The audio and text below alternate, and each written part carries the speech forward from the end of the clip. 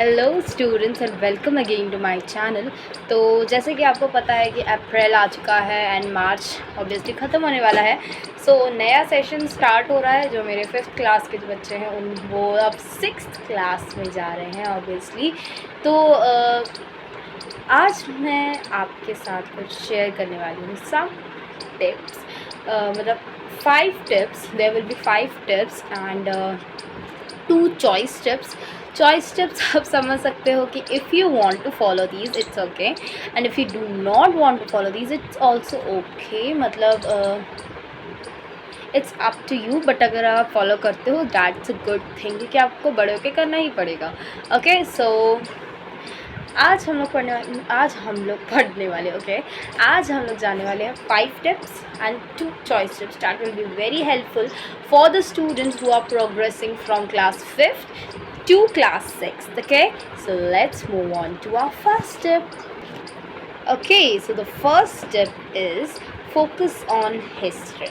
अब मैंने एक पर्टिकुलर चैप्टर नहीं, मतलब एक पर्टिकुलर मतलब मैं खुद तो साइंस पढ़ाती हूँ, but why I am saying that focus on history ये है कि आपको जो है ये पता होना चाहिए कि हिस्ट्री पहले क्या था कि आपके सोशल साइंस में मतलब सारे चैप्टर मर्ज थे। For example geography, polity and history सब एकदम मैशअप था। ओके, बट अब जब आप 6th में आओगे there will be a large book and the 3 partitions will be there.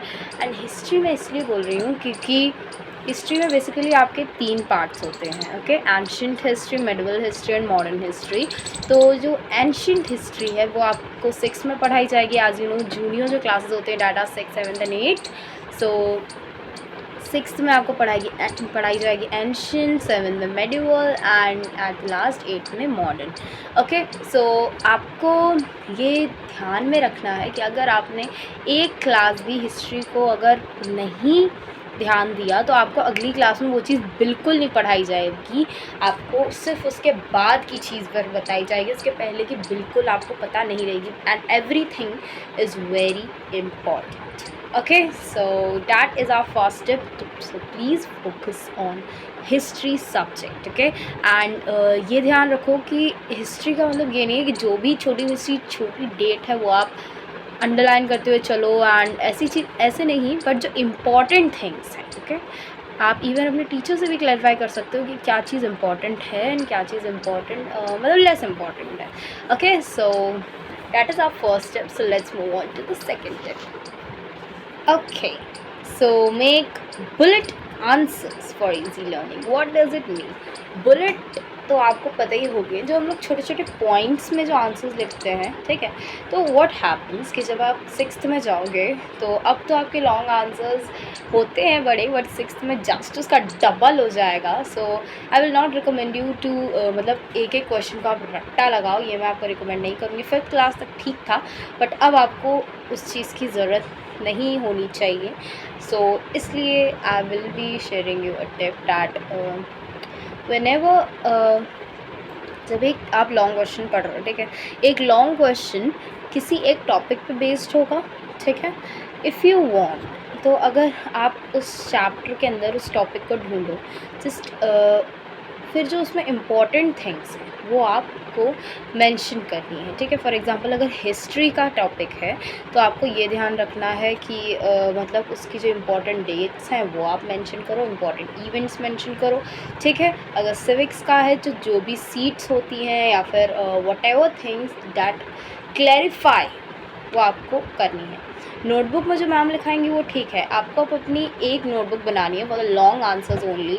और साइंस और social science if you want both you can merge. तो आपको क्या करना है कि करीबन 5 to 6 points, not more than that, आपको उसमें लिख लेने हैं एक क्वेश्चन के, ठीक है। आप जब उस क्वेश्चन को लिख लोगे देन अगर कोई भी क्वेश्चन उस टॉपिक पे बेस्ड आता है या फिर वही क्वेश्चन आ जाता है तो आपको ये डरने की वो नहीं है कि आपको मतलब वर्ड टू वर्ड वही कॉपी करना है। नो, जो आपके पॉइंट्स थे आपको बस वो ध्यान रखने हैं कि आप जो भी आंसर लिखो उसमें इन ये चीज़ें ज़रूर होनी चाहिए, ठीक है।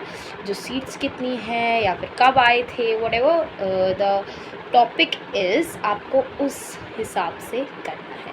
Okay, so I think that this tip is very clear to you. So let's move on to the third tip. Okay, so the third tip is frequently draw diagrams. Okay, diagrams आप समझते हो, diagrams basically कौन कौन से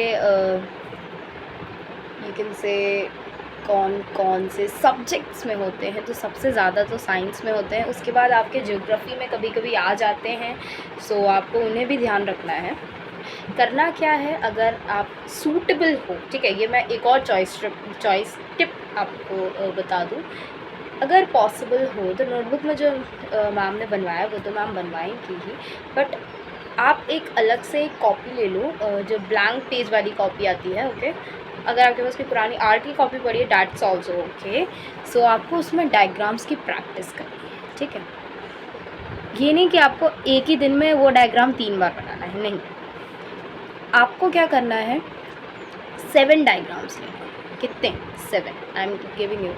सो 7 diagrams को आपको 7 दिनों में, 1 हफ्ते में कंप्लीट करना है, ठीक है। हर दिन एक डायग्राम बनाओगे, कोई ज़्यादा बड़ा नहीं होगा, ठीक है। हर दिन एक डायग्राम बनाओगे, उसके बाद देख के बनाना, ठीक है, ऐसी कोई ज़रूरत नहीं।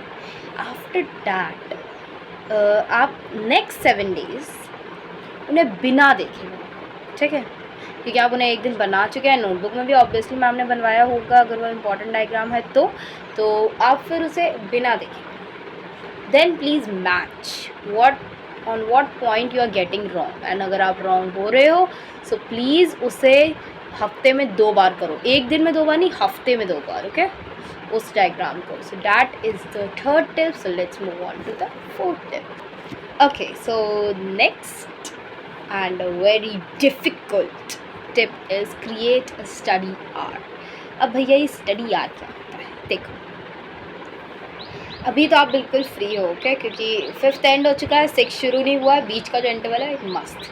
ओके, अब आपको क्या करना है, लेट मी टेल यू। तो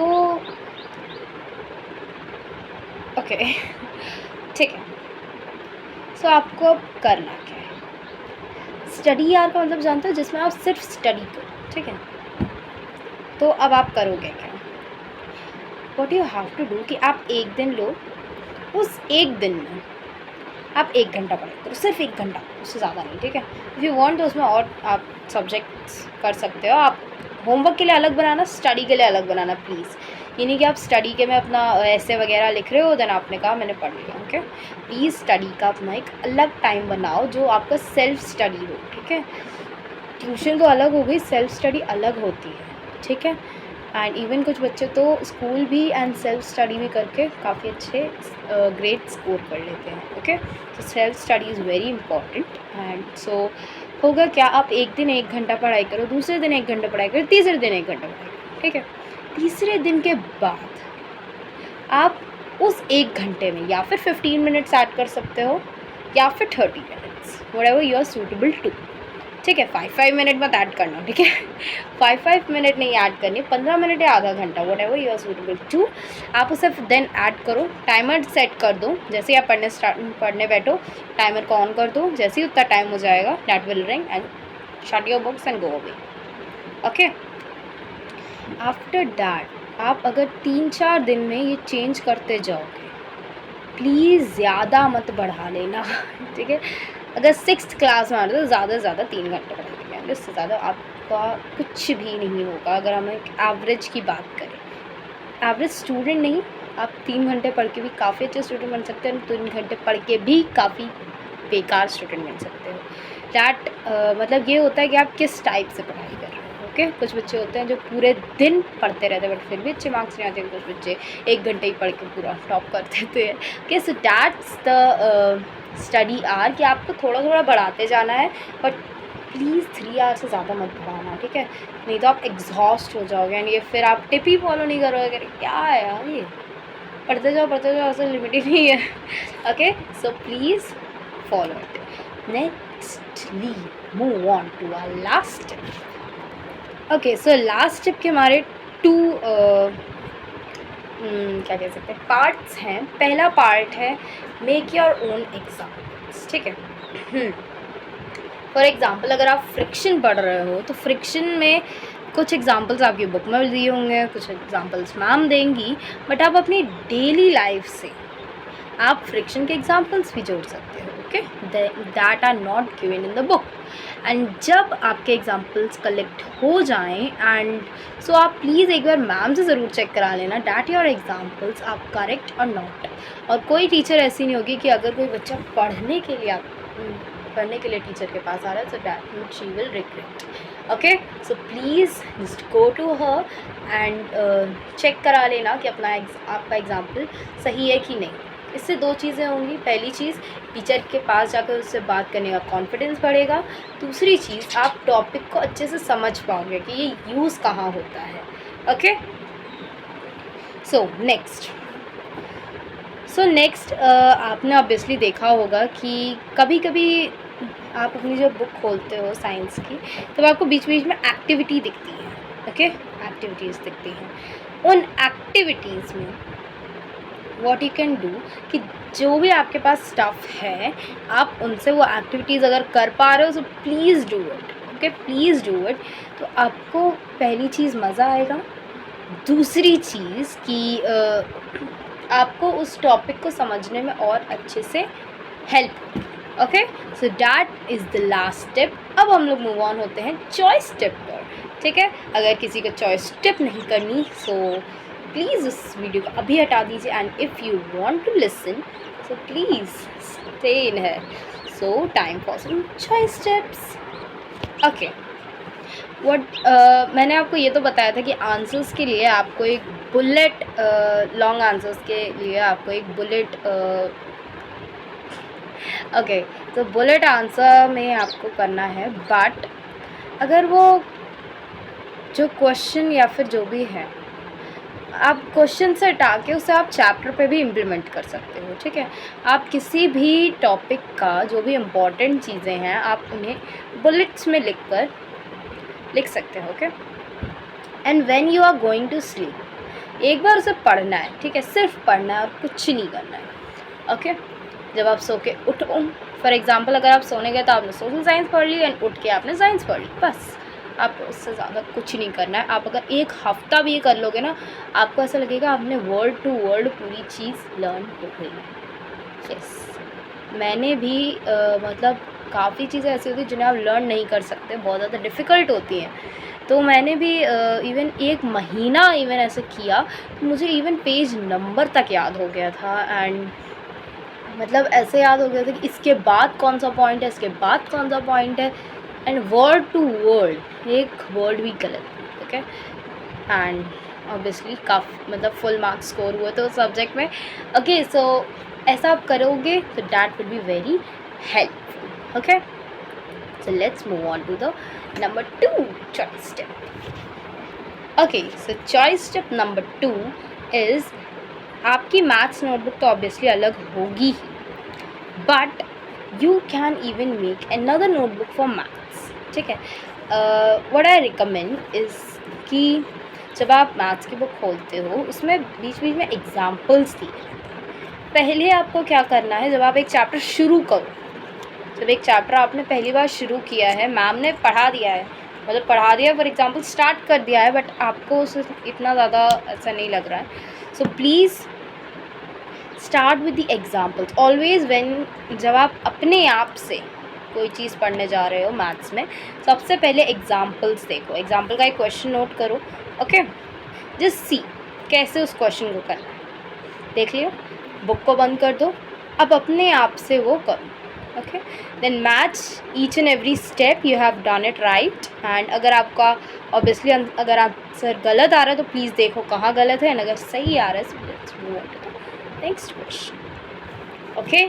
सो मैथ्स नोटबुक भी वेरी इंपॉर्टेंट है कि आप अपनी मैथ्स नोटबुक जितनी बार चाहें उतनी टाइम आप उस सम को लगा सकते हैं, बट अगर आप स्कूल की नोटबुक की बात करो तो ऑब्वियसली टीचर कहता है एक बार में एक ही सम लगाओ, ये वाले क्वेश्चन लगाना जो हम टिक करा रहे हैं एंड ब्ला ब्ला ब्ला।